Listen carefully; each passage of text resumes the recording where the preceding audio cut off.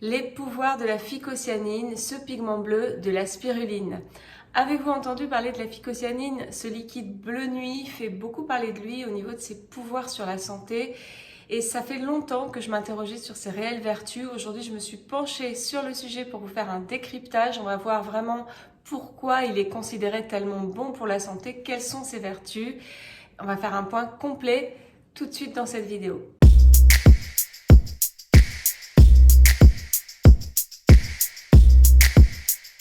Bonjour, je suis Florence Pinheiro-Ortolan, je suis naturopathe et praticienne en micronutrition. Je vous accompagne à prendre soin de vous à travers ces vidéos et des accompagnements en ligne. Bienvenue si vous me rejoignez, je vous invite à vous abonner et également à télécharger votre e-book gratuit, les 5 règles d'or pour embellir sa santé, que vous trouverez dans le lien ci-dessous. Ça sera l'occasion de rejoindre ma communauté. Bienvenue.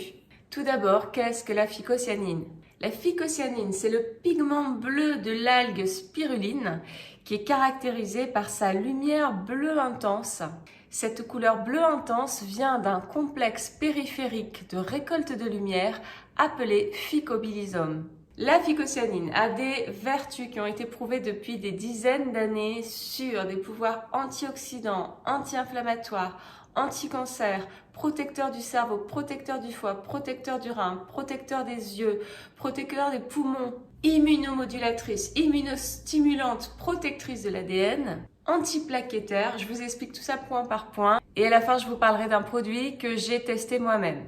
Outre sa richesse en antioxydants, ce qu'on verra après parce que c'est la principale vertu de la phycocyanine, la phycocyanine a une grande richesse micronutritionnelle. Elle contient déjà beaucoup d'acides aminés, également beaucoup de minéraux et d'oligo-éléments, fer, calcium, magnésium, phosphore, manganèse, zinc, le tout sous forme biodisponible, c'est-à-dire directement assimilé par l'organisme, des acides gras essentiels et aussi des vitamines du groupe B et des vitamines liposolubles antioxydantes comme la vitamine E et les caroténoïdes. On connaît tous les vertus antioxydantes de la vitamine C, mais là, avec la phycocyanine, on a un pouvoir antioxydant 20 fois supérieur à celui de la vitamine C.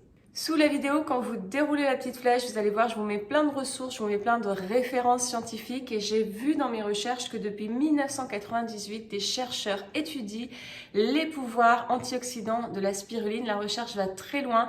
On a constaté beaucoup de choses et notamment que la phycocyanine était capable de piéger les radicaux libres qui occasionne dans notre organisme du stress oxydatif. Vous savez, le stress oxydatif, c'est en quelque sorte le déséquilibre entre l'oxydation qui abîme notre corps, qui le fait vieillir plus vite, qui crée de l'inflammation, et le pouvoir antioxydant de tout ce qu'on apporte dans notre alimentation. Donc quand la balance est déséquilibrée, on a un stress oxydatif, en d'autres termes, on s'oxyde, on vieillit plus vite, on a plus de maladies aujourd'hui. Le stress oxydatif est pointé vraiment du doigt et c'est très sérieux comme un facteur de maladies chroniques qui explosent, on appelle ça les maladies de civilisation. Donc, il y a plein de facteurs à cela, mais le stress oxydatif en est un gros, notamment les maladies neurodégénératives, les cancers également, les maladies cardiovasculaires. Et donc là, avec la phycocyanine, cette phycocyanine a le pouvoir de piéger ces radicaux libres qui occasionnent le stress oxydatif.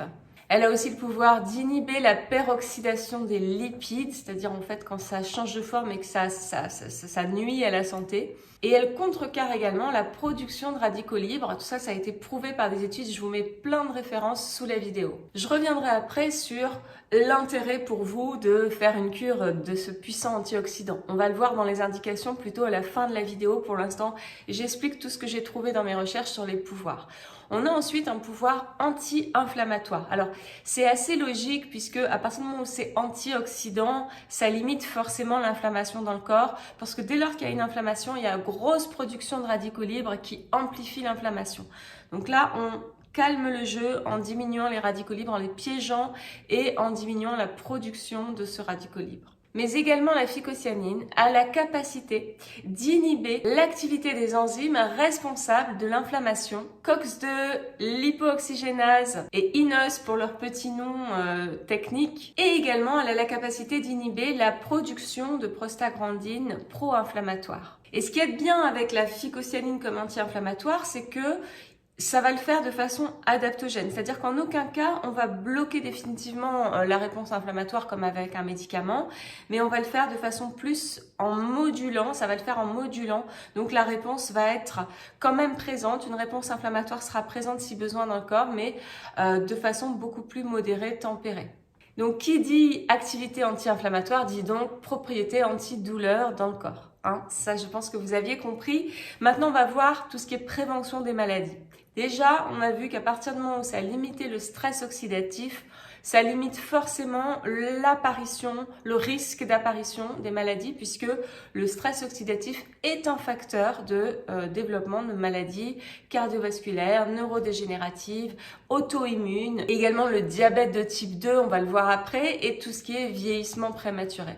En fait, on va voir que la phycocyanine, elle active l'immunité et elle la module. Alors, comment active-t-elle l'immunité? Il faut savoir que c'est très intéressant de comprendre que la phycocyanine, elle a une action sur les cellules souches qui sont un petit peu les cellules mères de nos globules blancs et de nos globules rouges. Donc, elle augmente la production de globules blancs. En cela, elle stimule l'immunité. Et elle a également un rôle antiviral, antibactérien. Et des études ont montré qu'elle diminuait tout ce qui est infection virale dans de nombreux cas. Des études ont prouvé cela sur l'herpès, le cytomégalovirus, souvent appelé CMV, les oreillons, la rougeole. Donc on se doute que si elle a ses propriétés antivirales, c'est vraiment un agent de pro-immunité qui est très intéressant, en plus de moduler l'inflammation et en plus d'augmenter les globules blancs.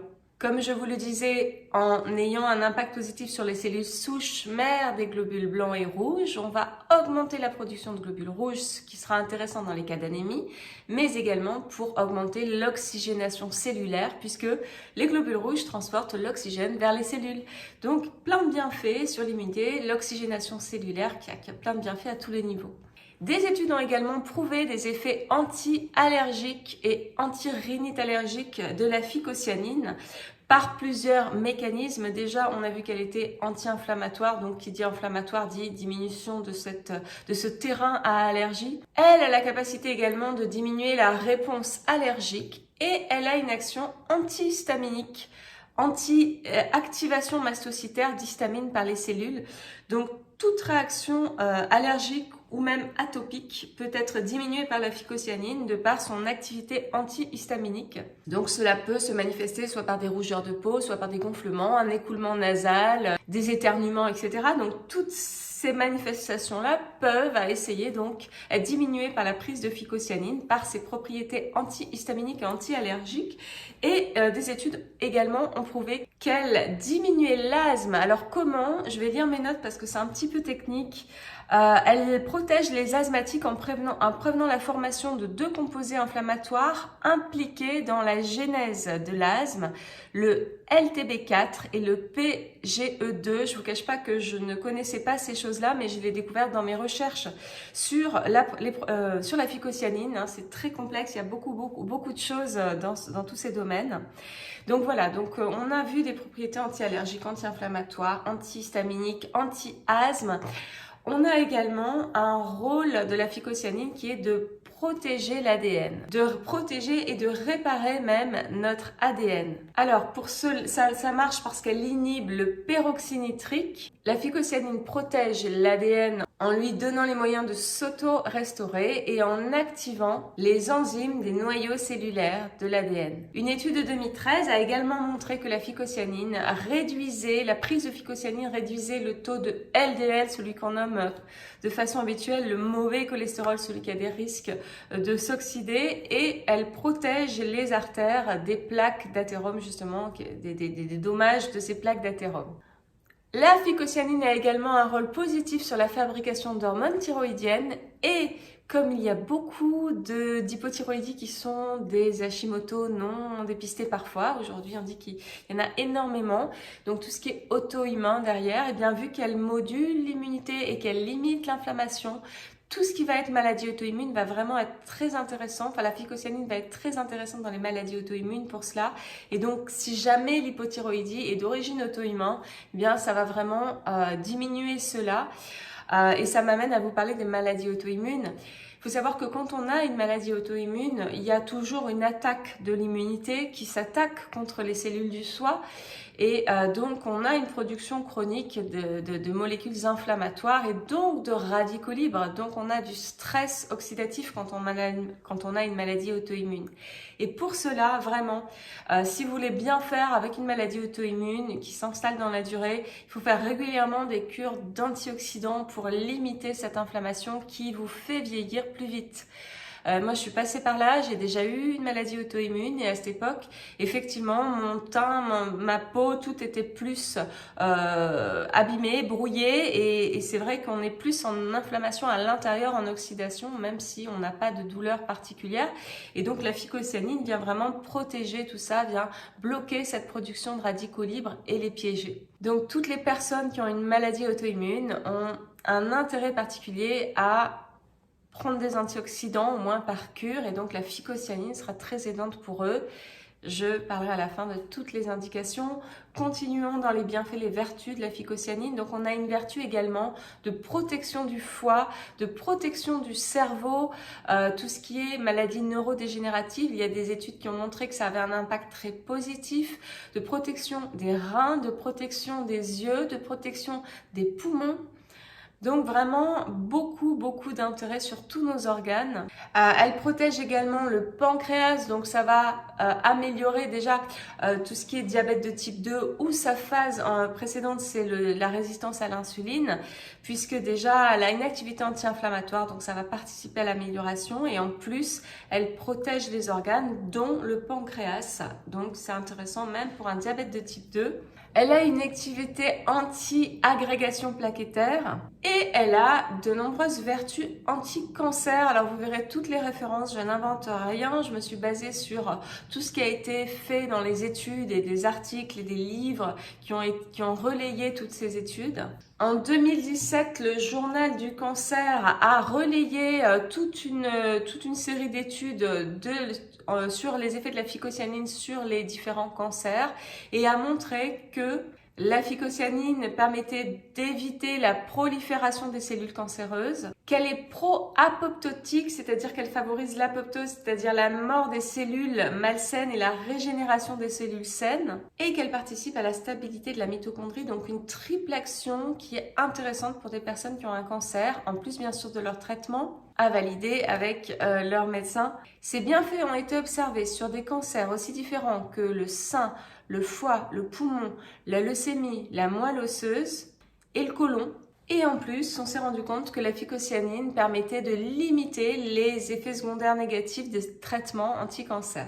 Elle a enfin des effets de lutte contre le sida, donc je vous mets toutes les références en dessous si vous voulez en savoir plus. Et maintenant, je vous donne un petit peu mon retour sur les indications. Déjà sur une cure que j'ai faite chez Oligo Santé, c'est des petites pipettes de phycocyanine comme ça sous forme liquide, c'est toujours le cas, qui contient en plus 200% de vitamine C, donc en plus double cure vitalité, phycocyanine, vitamine C. C'est une cure de 14 jours qui est prise comme ça dans un petit pot. On casse la pipette avec un petit ustensile qui a été donné avec. On casse la pipette, on la met dans la bouche, ça a bon goût et ça donne donc un coup de fouet. Je vous fais part de ma remise de 15% sur cette cure qui est un nouveau produit, donc ils ont fait un prix de lancement. Moi j'ai eu 15%, donc je vous le partage avec mon code promo que vous trouverez sous la vidéo avec le lien pour trouver la cure également. C'est là que j'en viens aux indications. Donc, soit vous êtes quelqu'un qui avait une maladie, donc dans toutes les maladies que j'ai citées, c'est intéressant. On a vu pour toutes ces propriétés anti-inflammatoires, protection de tous les organes, de toutes les cellules, pro-immunitaire, modulation de l'inflammation et antioxydant qui va piéger ces radicaux libres. Donc, tout ce qui est maladie auto-immune, maladie neurogénérative, maladie cardiovasculaire, maladie chronique, états inflammatoires, comme le diabète, tous ces états inflammatoires qui sont donc qui induisent une augmentation de l'inflammation. Donc dans tous ces cas, c'est intéressant de faire régulièrement. Ensuite, on a simplement quand on a un coup de mou, un coup de fatigue où l'immunité est moins forte, où on se met à multiplier les virus, où on se met même ou alors à avoir un herpès de façon récurrente, ou à choper un petit peu tout ce qui traîne en ce moment. Donc là, ça va vous donner un coup de fouet. Pour les personnes qui veulent avoir un effet anti-âge pour améliorer l'éclat de la peau, l'éclat de la vision, la vitalité de façon générale. Pour les personnes qui le savent qu'elles ont une mauvaise hygiène de vie, qu'elles sont trop sédentaires, qu'elles vivent pas loin d'une usine de tri de déchets avec beaucoup donc de pollution, pour des personnes qui fument beaucoup, pour des personnes qui boivent beaucoup, pour des personnes qui font trop de sport également, tout ça, ça va augmenter le stress oxydatif dans le corps. Donc ça va faire des cures de temps en temps, ça va limiter ce stress oxydatif, ça va avoir une vertu curative et préventive. Pour des personnes qui ont des allergies, des rhinites, de l'asthme, c'est également intéressant. Une mauvaise alimentation, un stress chronique, tout ça augmente le stress oxydatif. Donc, en fait, ça peut concerner beaucoup de gens forcément. Et pour tout ce qui est cancer, à voir bien sûr avec votre équipe médicale. Ce sont des informations. Mes conseils ne remplacent pas une consultation, bien évidemment. Ce sont des informations et je vous mets toutes les références. Comme ça, vous pourrez en parler avec votre médecin. Je suis disponible si vous avez des questions. N'hésitez pas aussi à nous partager vos retours d'expérience. Est-ce que vous avez déjà fait une cure de phycocyanine? Auquel cas, est-ce que ça vous a fait du bien? Est-ce que vous l'avez perçu? Est-ce que vous connaissiez, etc. Donc j'attends vos commentaires. Et puis pour celles et ceux que ça intéresse, je donne des conférences gratuites le jeudi soir. Si ça vous intéresse, vous avez un lien d'inscription sous la vidéo. À la semaine prochaine pour un prochain sujet. Prenez soin de vous.